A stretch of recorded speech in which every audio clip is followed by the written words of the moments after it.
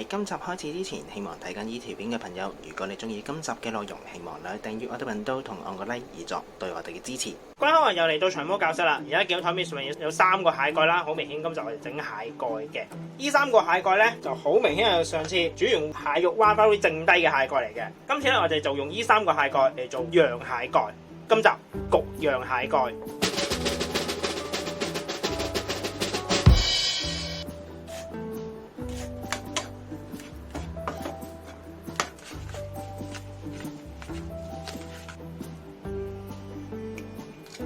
話明焗釀蟹蓋啦，梗係唔會淨係得蟹噶嘛，仲有其他材料嘅，會有蘑菇、ricotta cheese、洋葱、咖喱粉，仲有最重要嘅蟹肉，繼續用翻上次用剩嗰罐蟹肉嘅，唔好嘥啦，釀埋落隻蟹蓋嗰度食埋去啦。先處理咗啲餡料先，有一件事我哋先處理咗蘑菇先，同樣啦都係剝咗隻腳仔去啦，然後用刀仔將個皮起咗去，就係咁啦。先處理晒所有蘑菇先啦。當蘑菇去完皮之後咧，我哋先將佢切片，然後將佢切粒，就係咁啦。先將所有蘑菇切晒粒先，然後洋葱都係要切粒嘅，同樣都要切到好細粒，摘到咁樣差唔多噶，唔需要摘到好溶嘅，摘到好溶咧就會咬噶啦。同樣先擺開一邊先，先加牛油，溶晒之後轉翻大火。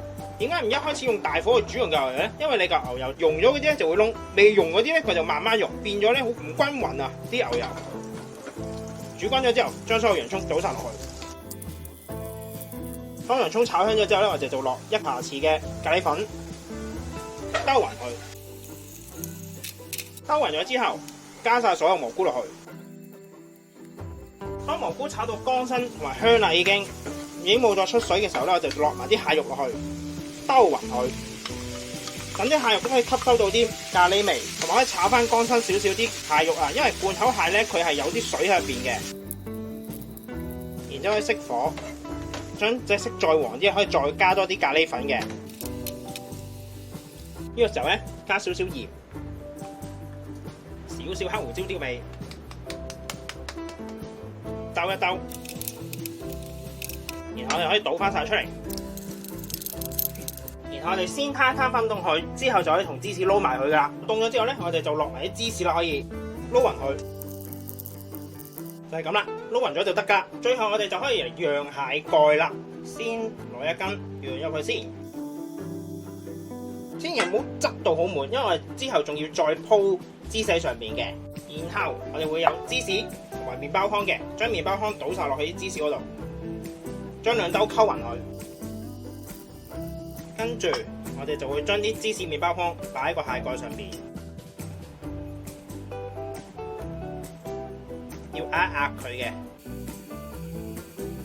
盡量見到蟹肉嘅地方都要鋪，焗出嚟咧，佢先至會均勻，將多餘嘅地方撥一撥走佢，就會乾淨翻個蟹殼。就係咁啦，就已經黐實咗喺上邊噶啦。咪有先處理埋其他蟹先，然後就可以將啲蟹殼擺落去焗爐噶啦。而家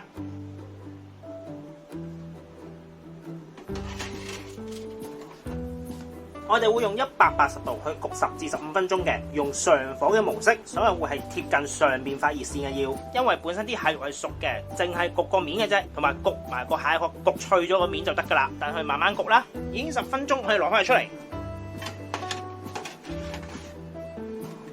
我見到啲蟹蓋咧都已經變咗色噶啦，蟹蓋都已經變咗色啦，變咗橙色，即係熟咗噶啦，已經。跟住我哋可以直接上碟。咁一道焗釀蟹蓋亦都完成咗啦，希望大家中意，我哋下集再見，拜拜。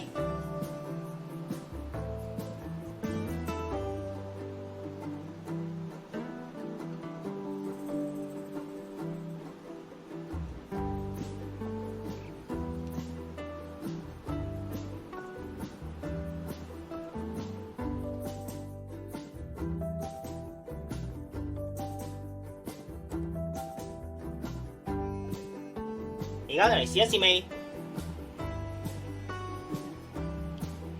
面頭嘅麵包係脆嘅，